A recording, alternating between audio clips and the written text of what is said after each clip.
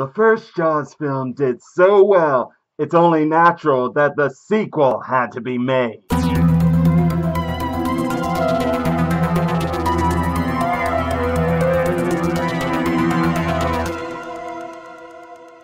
Welcome, YouTubers of the world, for the Vigilante is back to review Jaws 2. And before getting started into it, if you guys don't know, Jaws 2, it was an actual very big success. There is actually even a debate still to this day of some saying that it was better than the prequel, while others say the prequel was better than the sequel. Now, is that saying that people who like the first film better than Jaws 2 is saying they hated Jaws 2? Oh no, guys, they're not saying that. All they're saying is that Jaws 2 isn't as good as the first one, while others who like Jaws 2 more than the first one will say otherwise. Now, what do I think personally? It was what I will admit when I first saw it, it was kind of tough in one way to decide, but I think I might have to say the prequel still beats Jaws 2, but only by narrowly. Now, why do you believe some people else like Jaws 2 more than Jaws 1? Well, let's just first get into what Jaws 2 is about. Of course, as you all know, of course it's about a shark, but the great white shark, but this time it's another one. Another one has taken over the place of the first one, and this takes place 4 years after the first film. But what I loved was how it started. Oh yes, did I love how it started. As divers decided to go underwater and find the sunken orca and take a picture in front of it right there. Funny how when they did that, unfortunate for them, that's when the new great white appeared. It's almost as if a new one decided to come in and take the place of the old one. Now that's not saying it came for revenge or anything. It's just a little convenient and unfortunate for those divers that had to happen. Now, I talk about the beginning because it plays a key role later on in the movie when it comes to Brody once again trying to convince the townsfolk's governors, the mayor, and all the other people and all the other higher ups within City Hall of the shark returning again. The only difference is this time it's harder for him to convince them. For one, Quint isn't with him, and Hooper doesn't show up in this film. But instead, though, he does get his first clue of it when the shark makes its first attack. Unfortunately, though, it attacks only two people, and it happens where not many people witness it. Instead, it's the only two victims who witness the shark, or better yet, the one victim who is able to sacrifice her life before being eaten, but not before she damages the shark by using a gas tank and putting gasoline on it and using a flare gun to burn half of its face. That's right, guys. It burned half of that thing's face, and yes, she didn't get eaten, but unfortunately her ship, boom! Goodbye, lady. But you had a great sacrifice of courage there. And that's where it started with Brody wondering what had happened. Because, yes, that was one big explosion, and the woman who noticed it from the distance of her house is who called Brody, and unfortunately she didn't see exactly what happened, but she wouldn't know what caused it when Brody asked her what caused it. And then the next clue came when, oh, did I love this one? And this is what inspired what happened in the game going forward, as Jaws would go on in that game to face Shamu, the killer whale. Why do I mention that? Because that's the next clue that Brody gets to believing another shark has appeared within the waters of Amity Island. Because because two teenagers ended up finding a dead killer whale drifted on shore, and there's a lot of big bite marks.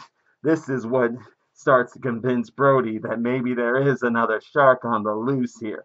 But unfortunately, he doesn't know for certain because, for one, when it comes to killer whales and sharks, And killer whales are known to be the superior fighter and come out winning. Most of the times, not all of the time, mind you, just sometimes. Because because the thing is, if it's a killer whale, and yes, when it comes to some sharks out there, most of them no. But if it's a shark of great size, then yes, there's a possibility the shark will come out on top. But either case, though, since that shark got damaged by having its face burned, it didn't really show up much anymore until later on, nearing the end of the second act, or better yet, the beginning of the third act. And we'll get to that here in a minute. We must continue to talk about Brody, who unfortunately this time has a much harder time convincing City Hall's people of a shark being out there again. Why? Well, because there's not enough significant proof. As I said, guys, not many people witnessed this shark this time, because this time, when it made its first few kills, there was less people around. And unfortunately, those who were around were only those two victims I spoke of who ended up dying because of that shark.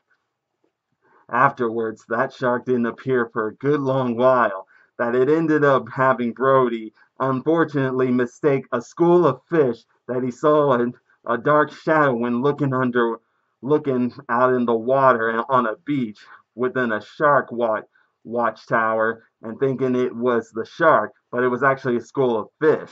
Unfortunately, though, he had already shot up the place and caused a panic on the beach, that it kind of made bad on his reputation. And it only got worse that after getting this is where it goes back into the beginning of the first film.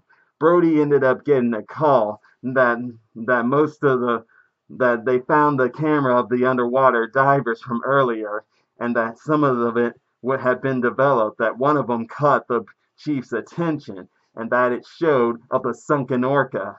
But that's where it led into Brody seeing the rest of the developed photos, especially the ones that weren't developed yet. This is where, after he took some time in the dark room with the guy, he saw the picture, and even though it wasn't a good shot, it was good enough for Brody to know that that was a shark. Why? Because he's seen one up close and personal before. So of course he knows. Unfortunately, though, since no one else can tell by looking at it, since it was shot so close to that shark, they are not convinced. They think it's just seaweeds in the lens and stuff. And this is when, unfortunately, the City Hall people make the decision to fire Brody as chief police officer of Amity Island. They will regret that. Because of, oh, did they surely regret that.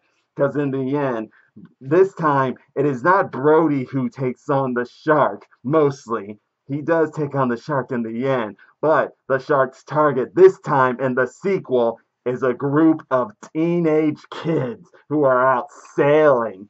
Because finally, after revealing himself in the beginning of the third act, he makes his move on out to those all kids out there sailing. And yes, unfortunately, he gets one of them against one of them who are left behind. And when Brody hears about news of kids out on the sea, and when seeing of a diver who got a panic attack and shock state, he was already getting that feel again that he went out to sea. Unfortunately for him, he was too late to stop that shark from getting to the sailors, that he just destroyed everything and left a huge mess behind him. Sailors crashing into each other. Bam! Wham! Yeah! That it was just chaotic and insane that you were surprised that Charlie none of them that some of them are better yet, what am I saying? All of them survived just at that moment. But there was one person who nearly didn't, and that was Brody's son, Mike. And it's funny how that Mike kid, the eldest of the two sons of Brody, Chief Brody, is the one guy who has always came a close call in the Jaws film franchise of getting eaten by a shark. But oh, did this guy make it out of there alive just barely. But afterwards, oh, it just got worse for those kids, as any time someone tried to save them, first a guy on a helicopter, that goes wrong, And then Brody shows up, and that causes a bit of problems too. But that eventually, that most of them, while they do get closer to the island, when that thing makes its move once again, they decide to play the risk of just swimming to the land, and they are all lucky that they all make it there alive, but barely. I must say, very barely.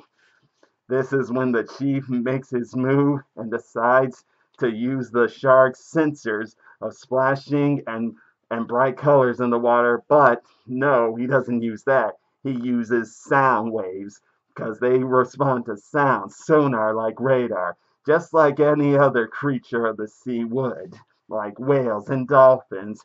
And that is what leads Brody into giving it the shock of its life.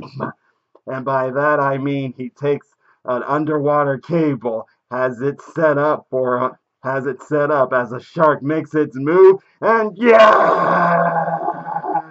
Bye bye, shark. And that right there is the film, guys. Like I said, this one delved differently into the plot and the fact that the shark was barely seen by anyone, so it's hard to convince people of the shark being out there. Unfortunately, it caused the consequences of endangering a whole bunch of kids out there. But luckily, Brody was there to save the day. I really love this film, and I really say it's very close to beating the original, but it doesn't. Now, having said that, guys, I will leave it all at that, and I will now prepare myself to review one more final shark movie, but it will not be Jaws, oh no, and instead, it'll be about a shark that is smarter, bigger, and faster. I'm talking about Deep Blue Sea. Having said that, now, if you guys enjoy the videos, all you gotta do is click that little like button, hit the beautiful subscribe button, as well as the bell icon to be notified of when the next video will come. And consider this last video the post episode of Mega Halloween Mixer. Until then, Vigilante out. Bye bye.